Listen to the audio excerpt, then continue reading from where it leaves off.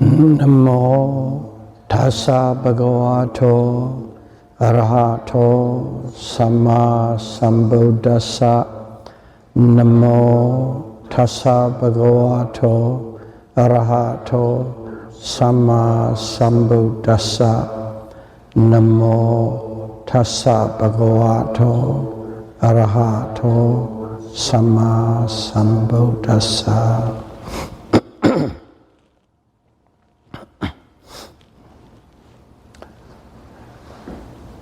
Retreat series, Dhamma talk number 17. We have been talking specifically about Satipatthana Vipassana in many different ways from different angles for the past 2 weeks. Today, we are going to summarize what mindfulness is.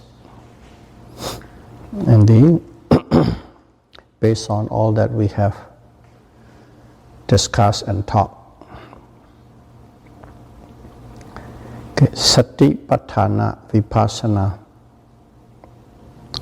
is an insight of Vipassana meditation using full foundation of mindfulness as a tool in accordance with the long discourses of Satipatthana Sutra by the Buddha. So what is this full foundation of mindfulness? Okay. What is mindfulness?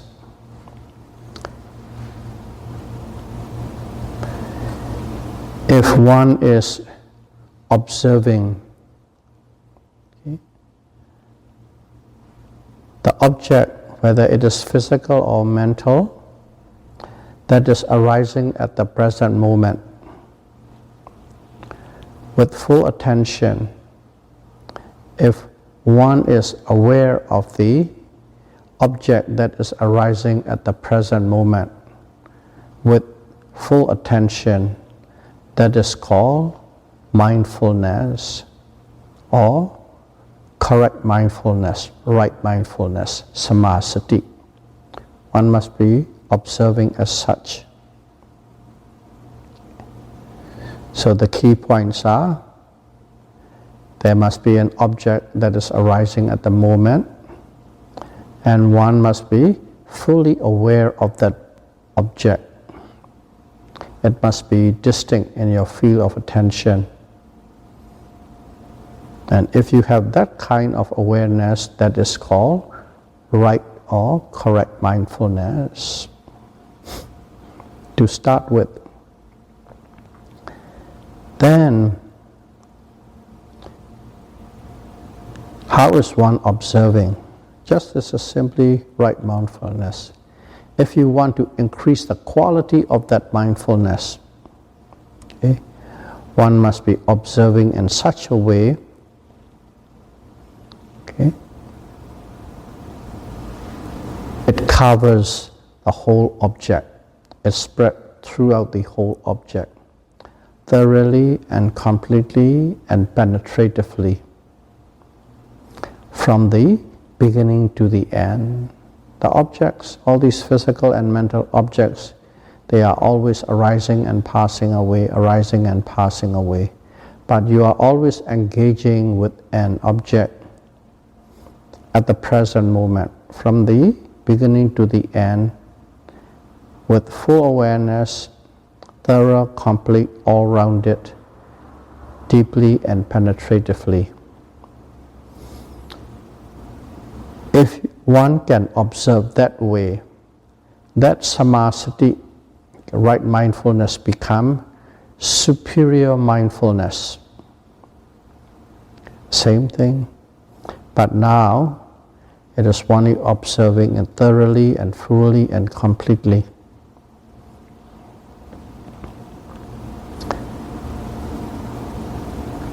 Not superficially, and also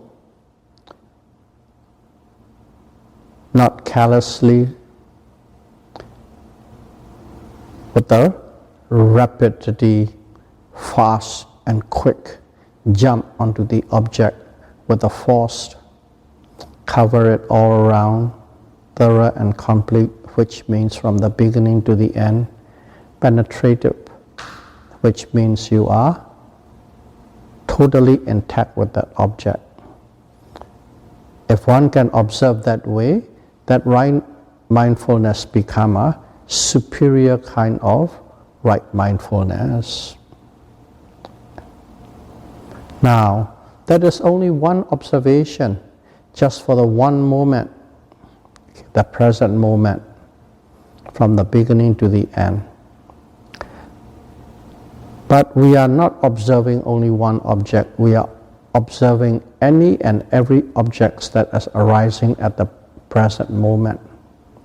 Present moment is continuous. From one present to the another present to the another present, whatever present suddenly become the past. And what is in the future become the present, and it is continuously going endlessly. So our job is to observe every present moment.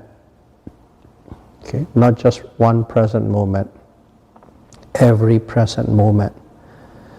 So you observe from one object to the other object, another object, but always staying at the present moment. Not the one that's past, not the one that's in the future, but always at the present moments.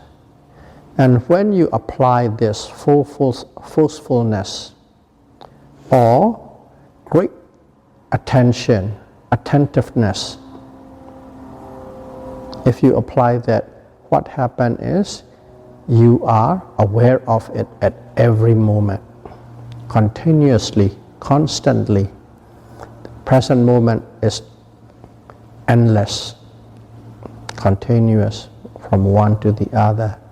And if you can observe it continuously, without any break, without any gap, from the beginning to the end, all-rounded, thorough and penetrative,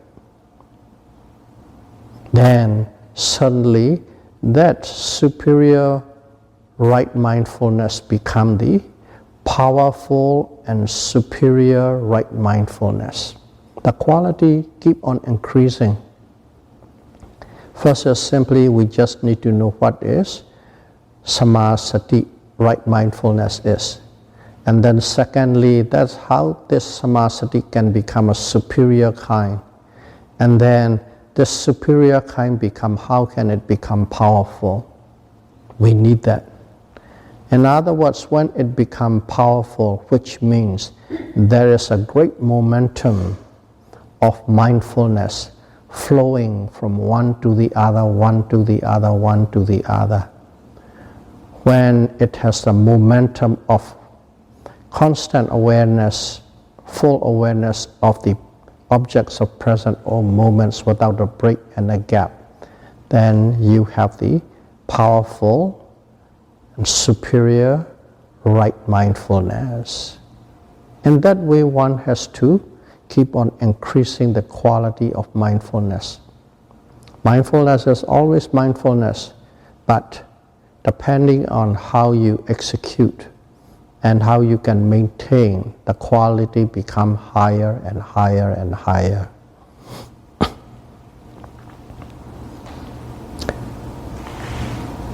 Now we know what we need to develop. You know how to develop the powerful, superior, right mindfulness or correct mindfulness. But how do you do it? All these things we are describing with so many adjectives. In the operational sense, and how you execute is, first and foremost is, you are always aiming, okay? You are always aiming at the object that is arising at the present moment. Because these objects, they come and go and come and go, come and go.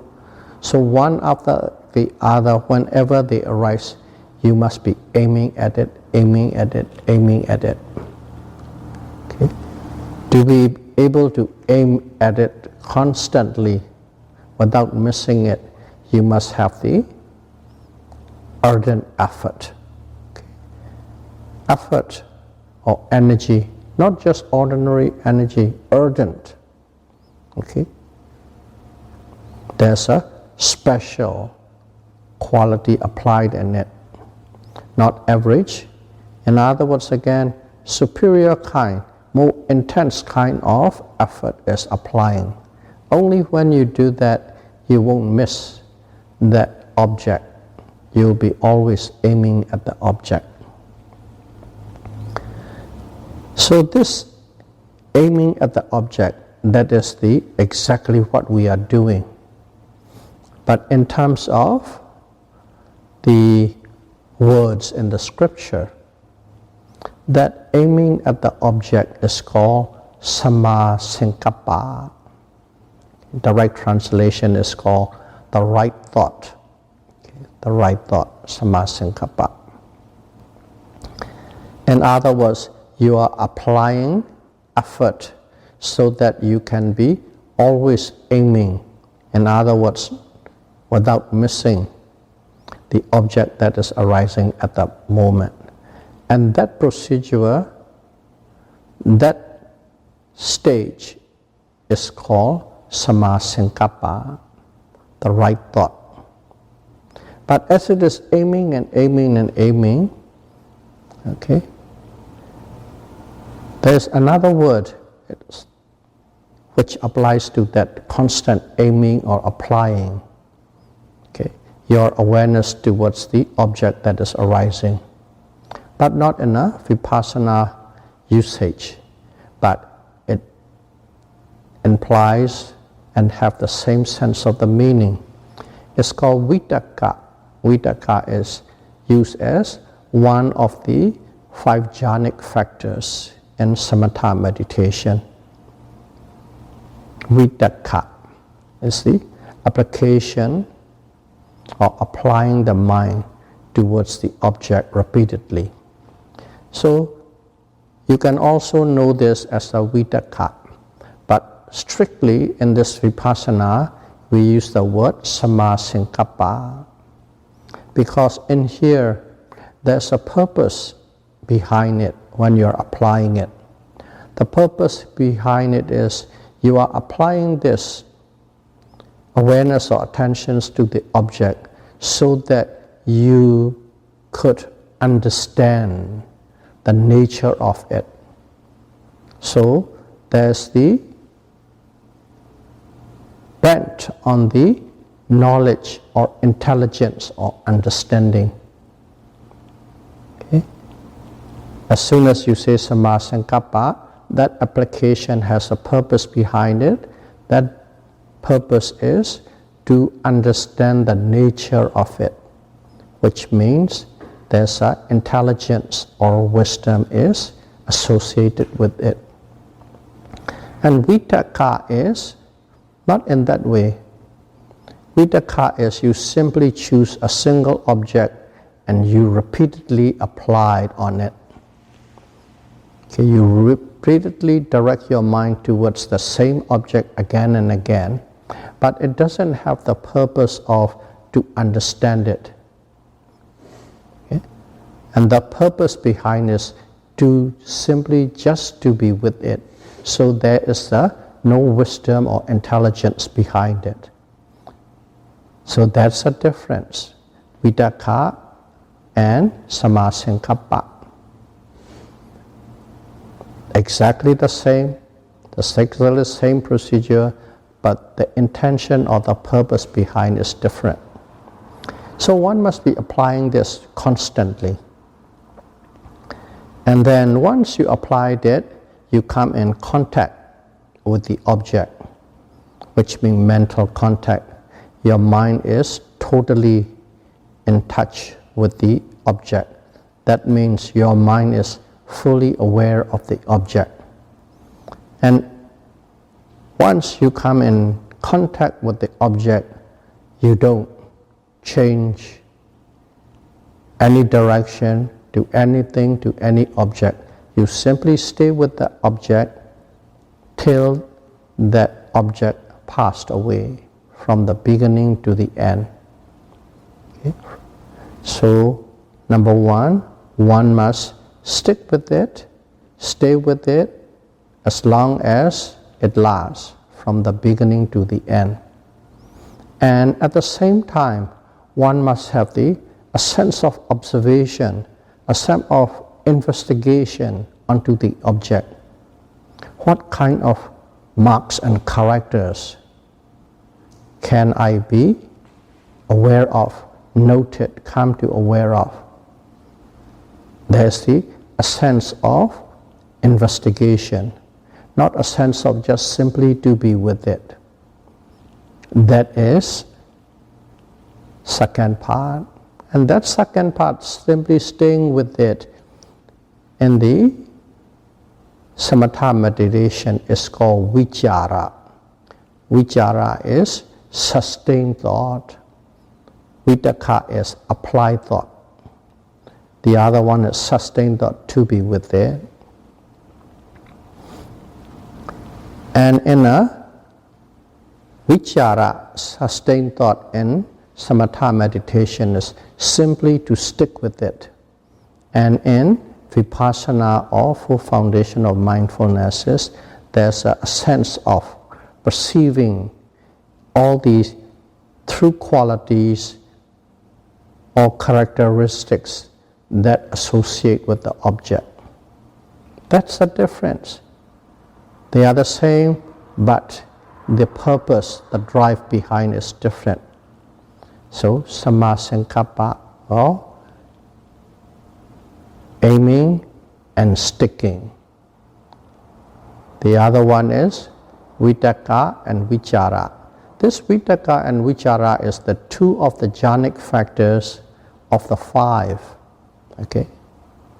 Vichara, Piti, Sukha, Ekaggata. Those are the five jhanic factors in samatha meditation. But in vipassana meditation, we don't go to the remaining three. Just the first two. Apply and stick with it. Apply, stick with it till it passed away, and simply let go. After that, you don't think of it again. You don't try to recall it again. All that you are doing is during that period, you are collecting information about that object. So those are the two. As long as you are doing those two, you have done a complete job of your meditation, or bhavana. We call it bhavana in our purpose. That is the end, beginning and the end, and complete in terms of procedural, operational, that we do for this meditation. That's it. Aim and stick with it. Aim and be with it with a sense of understanding behind. And whenever you have these two, you have, number one, completed what you are supposed to do. You have done your job well. And if you have these two, you have established the right mindfulness, Samma Sati. Okay? Aim and stick with it. Aim and stick with it and let it go. Aim, stick, let it go. And if you can do that, okay, of course all the adjectives we have talked before is there, then you have established the right mindfulness, Samma Sankappa. So in terms of operation, in terms of procedure, that's all that's needed. So you can even call it, this aiming and staying with it is the proximate cause of mindfulness. On a procedural level, operational level, this aiming and sticking with the object till it passed away is right mindfulness, Samma Sati.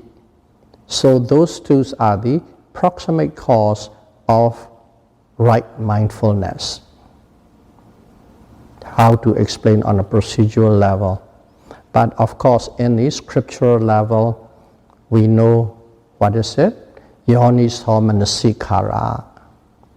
Okay, wise attention is the cause, and mindfulness is the effect.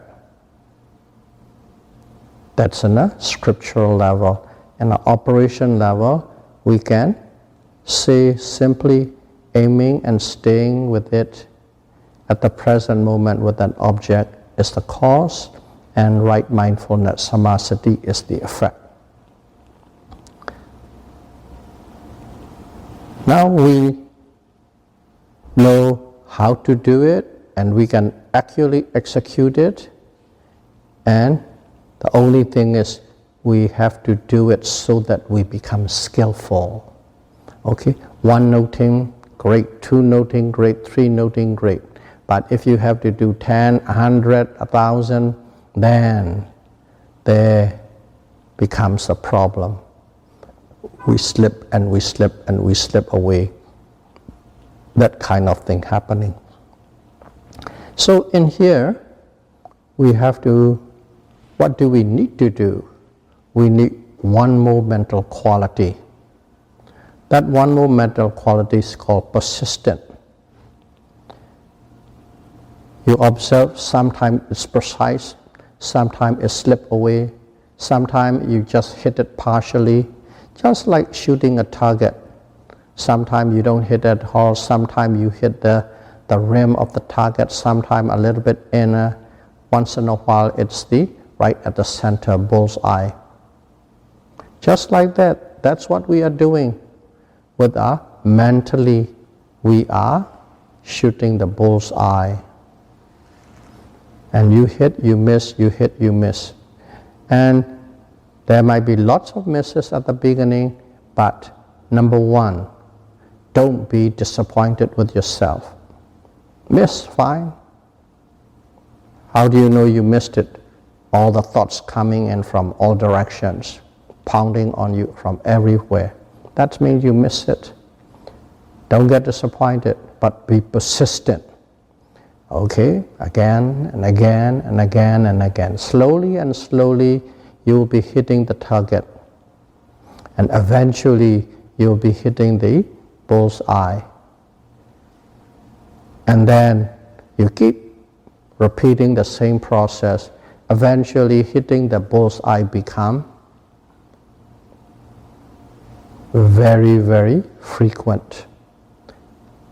And eventually, at the very higher level, you don't even really need to put effort to aim and trigger or shoot. Automatically,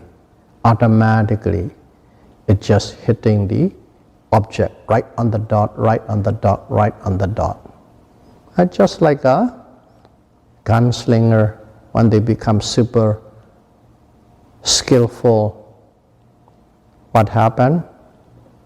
They are not tense, they are always relaxed and quick, and they don't make anything a big deal out of it. They just draw the gun and shoot it and hit the target.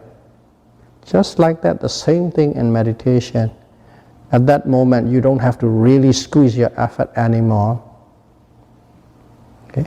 Very relaxed, very natural, and then you just observe it with ease and you are hitting it. That is when you are not disappointed with yourself and when you are persistent to keep doing it again and again to reach to that stage, to be very skillful.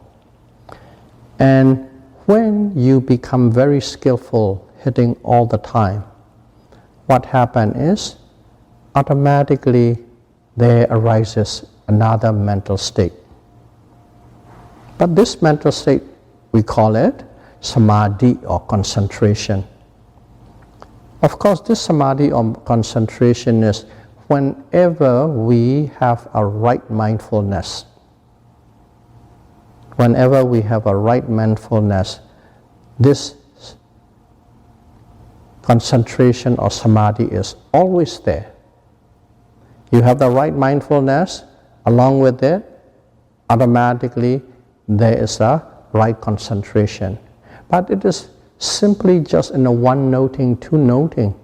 So you cannot really feel it, see it, know it, or sense it. You can't feel that concentration.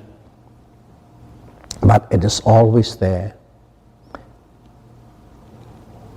If you have executed the correct kind of mindfulness, right mindfulness, Samma Sati, the concentration that arises along with it is also Samma Samadhi. Not simply Samadhi, not simply concentration. That is the right concentration, correct concentration that arises together with it. So as we know, in the mindfulness, what would we do? We have to hit the target again and again and again repeatedly, which means there's no break, no gap. At that time, mindfulness becomes very powerful. It starts building up the momentum. When it starts building up the momentum, at that moment, you can feel, see, and sense the concentration. Because before it was just simply at one moment. It's called Khanika Samadhi, momentary concentration. But if you can connect these momentary concentration dot after dot after dot without any break in between, they become very powerful. And when they become powerful, you can feel, you can see, you can sense that power of that concentration. Automatically what happens is, how can you feel or see or sense that concentration? First of all, that samadhi concentration, if it is there, your mind doesn't wander anymore. Your mind doesn't wander anymore. In other words, thoughts stop. They stop coming. In other words, your awareness doesn't go to any other object other than the object that is right in front of you at the present moment. That's one way of knowing it. It doesn't wander anymore. And then suddenly, the mind, as it doesn't wander, it becomes more united and consolidated. United and consolidated. The first one doesn't wander anymore. That is how you can recognize the samadhi concentration. Now what happens is, whenever you are observing the object, let's say one moment you're observing, let's break it down and see. When you're observing, you are doing the aiming process. You are doing the sticking process. You are applying effort, viriya. Okay? And you try to be precise. And you try to be with it from the beginning to the end. So all these effort and mindfulness and aiming and sticking and so on, all these things. In other words, these are all mental factors, cetasika. So whenever you are observing an object, there are so many cetasika or mental factors are involved at that particular moment. Right at that present moment, all these mental states are there. And each mental state has a power of its own. They do their own job. They do their own job.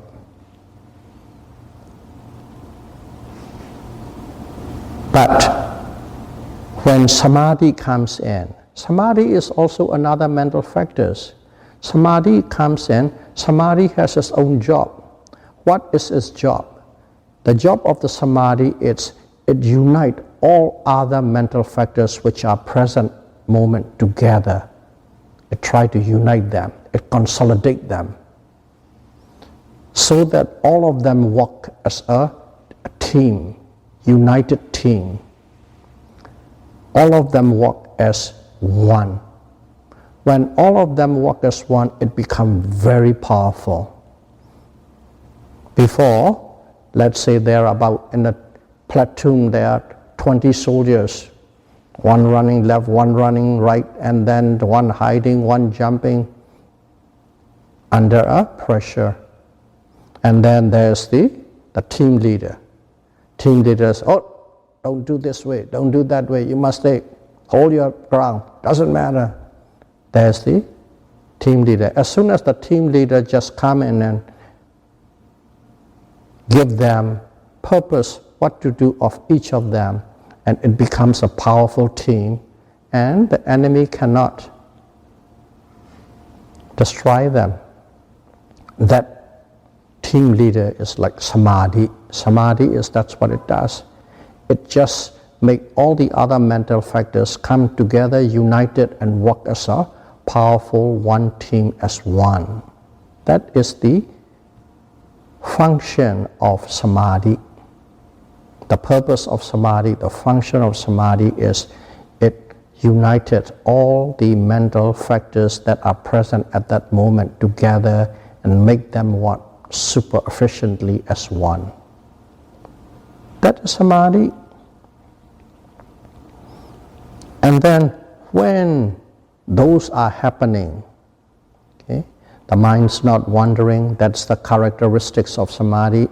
The mind's united, all other mental factors, those are happening. Suddenly it comes, it blooms into something, okay, like a flower blooming.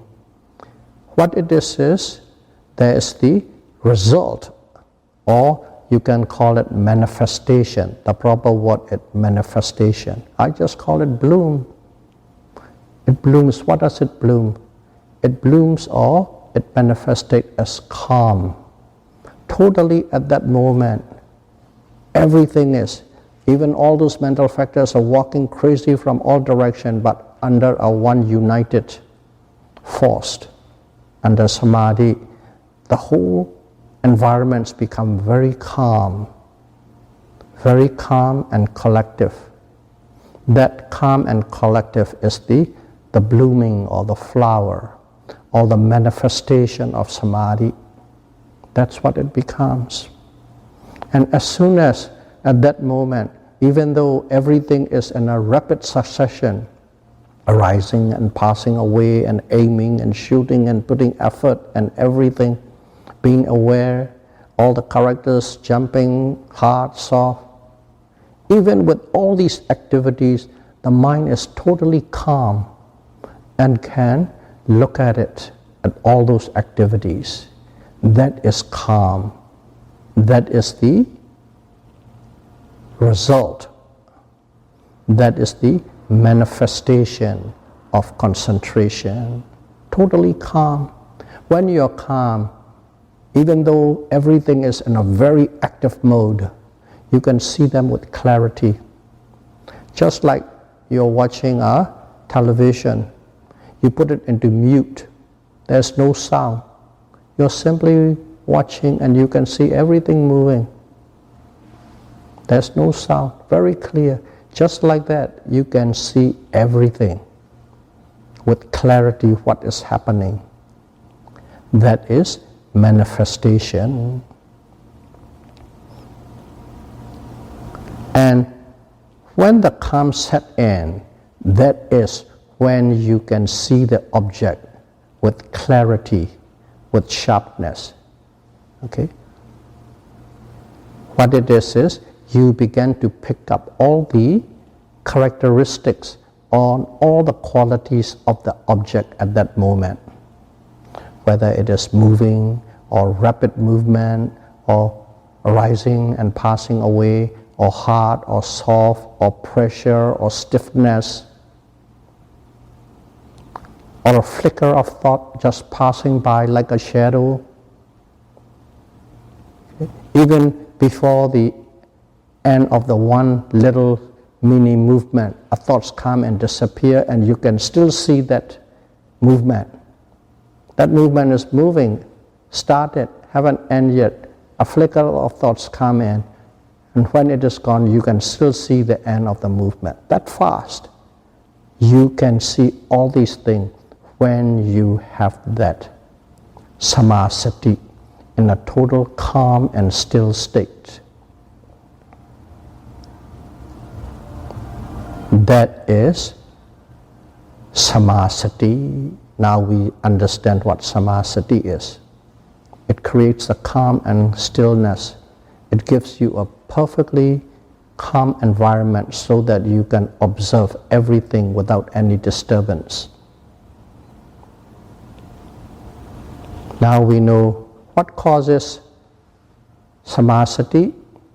It is the continuous, constant mindfulness called Samma Sati. And when it comes in, the thought stops, and then all the mental factors that whatever you are doing to observe become united, and then the calmness set in. When the calmness set in, you begin to see the objects with clarity, and you start picking up and cognized and recognize or recorded all the qualities that the object represent. And that understanding, the collection of these data under this calm mind on the object, that what it means by as you are seeing the object as it really is, or you are seeing the object, feeling an object in its true nature. That's where the intelligence comes in. Okay? It is the direct knowledge. We call it direct knowledge because you are experiencing directly, but you have to have a certain condition. That condition is a calm created by the concentration. And under that calm, concentrated moment, you see and you pick up all information of the object. Those informations are the true nature of the object. In other words, you are understanding as it really is from your direct experience. It's called the direct knowledge. And that's what Buddha taught us, to have a direct knowledge of everything that we are investigating or exploring. He wants us to have direct knowledge. Why? Because direct knowledge is never wrong. It's never wrong. It's your personal experience, it's direct, and also, of course, you have to have a certain set of conditions built up exactly as Buddha have taught us. Not different conditions, not different sets of conditions. This full foundation of mindfulness is how to procedure in a precise way. Then you are having these direct knowledge. They are always right, they are always correct, they are true to the nature, and that is why they are called as it is. And you are collecting these data again and again and again and again. And when you have repeatedly collected these data under the calm state of mind, eventually those individual data that you collected finally becomes wisdom, pinya. The first one is if you want a scriptural word, specific characteristics. Wisdom is the general characteristics. That's what you get. Eventually it becomes a wisdom. So we know one must have all these things to be able to attain wisdom. Okay. To attain wisdom, one must execute, okay, precisely as being instructed. And to do all these things, okay, as we have set out, you cannot simply do it. You need some fundamental or preliminary stage. That fundamental or preliminary stage is, first and foremost, you must know what kind of benefits we can get out of practicing this Satipatthana Vipassana meditation. Not superficially. Know them one by one and apply it to your life. Adjust it with your life, with your intelligence, and then you can feel the result. You can see the result. And when you can feel and see the results, suddenly you have confidence in this practice. You have faith in this practice. First of all, must know the benefits. If you truly know the benefits, you will have a confidence of faith, which is saddha arises. And once you get the saddha, and once you know the results, then you have the desire arises. Desire to have these results. Desire to have these things that can be achieved through the practice of this meditation. So, knowing the benefits, having confidence, saddha, and having chanda, okay, the noble desire to attain those things. You need those as a preliminary stage.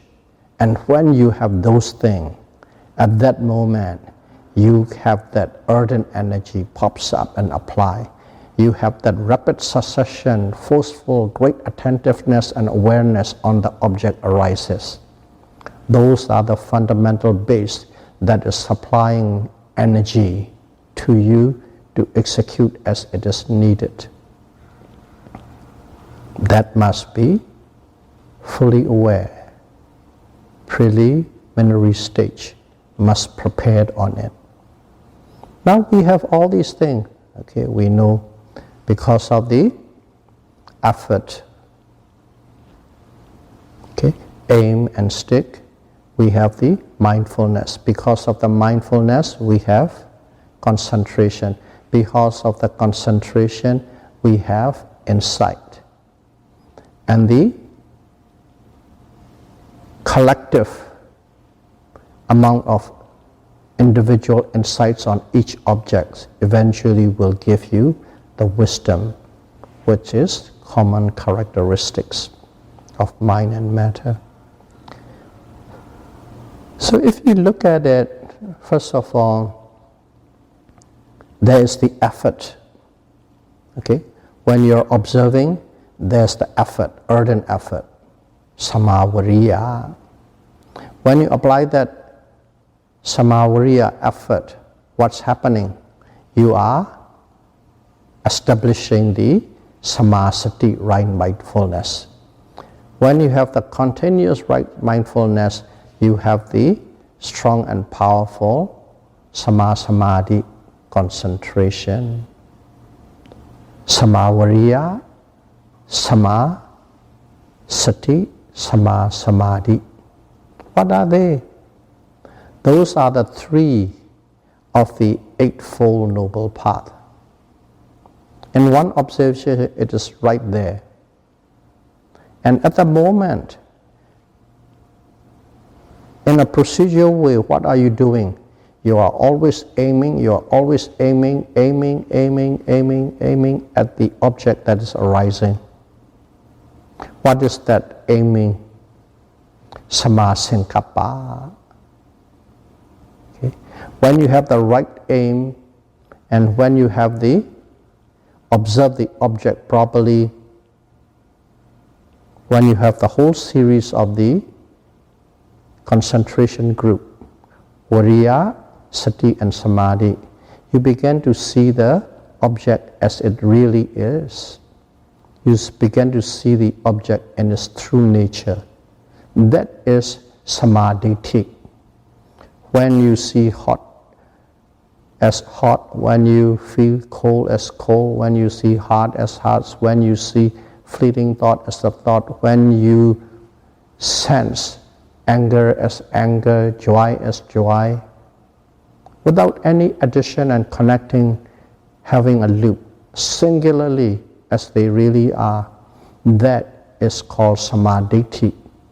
So you have when you are observing, you have the sammasankappa and samadhi. And these two are what? These two are wisdom group. The first three, effort, mindfulness, and concentration, is called concentration group. These are wisdom group, sammasankappa and samadhi. So whenever you are observing one moment on an object, there is the 5 Pinsaniya Magga, okay? The 5 path, the 5 constituent is right there at the moment. But of course we know, what do? Just before we start meditating, we took precepts. Now today we take here 9 precepts. In other words, you have the right deed. You are not doing anything wrong, anything evil, anything bad, which means you are doing good. You have the right deed, Samma kammanta. And also you are totally not engaging with any wrong speech. Not engaging with any wrong speech or staying in silence is called Samma vasa, right speech. And also at this moment while you are there, you are not engaging with any unlawful, wicked or kilesa related livelihood. In other words, we are not engaging in any livelihood because we took that precepts. No killing, no stealing, no cheating, and so on and so on. Not even that, we even go to the point of not engaging with shows and dance and singing and so on. And so we have the right livelihood. Right speech, right deed, and right livelihood. We are fully there because we use it as a base, foundation, preliminary stage. So whenever you are observing an object at the present moment with precision, thoroughly, completely, and deeply and penetratively, at that moment you have the 8-fold noble path or 8 constituents. What are they? Samadhi. You see the object as it really is. You have a sammasankappa. You are always applying the mind towards the object to know its true nature. And also samma vasa, you have the right speech. Samma kammanta, you have the right deed. Samma ajiva, you have the right livelihood. And samma vayama, or effort, you are always making sure you are aiming not to miss. And you have the samma sati, you are fully aware, cognize, know the object that is arising, coming and going. And samma samadhi, the calm is in there. In the middle of all the activities and chaos, there's a calmness. So every single noting is totally endowed with 8-fold noble path. And what is 8-fold noble path? 8-fold noble path is the only way one can use to get rid of all form of physical and mental suffering and attain or achieve Nibbana. So that is the summary of mindfulness. We have been talking with all different angles.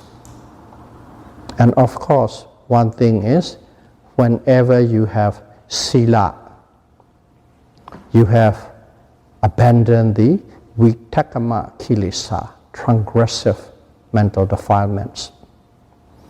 Whenever you have the concentration, we have the priyutta kilesa, obsessive mental defilements. And whenever you have wisdom, you have abandoned the anuttaya kilesa, latent mental defilements. All these mental defilements, transgressive, obsessive, latent tendency, are all overcome because you have the 8 constituents in your observation. So may all of you be able to observe every object that are arising at the moment with precise and correct aim and stick to create mindfulness, and may you be able to attain Nibbana as soon as possible. Sadhu, sadhu, sadhu. Sharing merit. Imaya dhammanu dhammapati patiya Buddham bujemi. Imaya dhammanu dhammapati patiya Dhammam bujemi. Imaya dhammanu dhammapati patiya Sangham bujemi. Adda imaya padipatiya jara maranama primochesami. Idame punya asavekya wahang hodu. Idame silam mega palanyanasa Picheo hotu. Imano punya bagam sabba sadanam dema sabbe sada sukhita hontu. Sadhu, sadhu, sadhu. Buddham bujemi.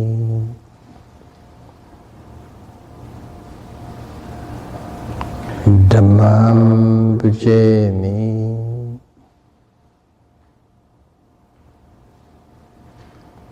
Sangham bujemi.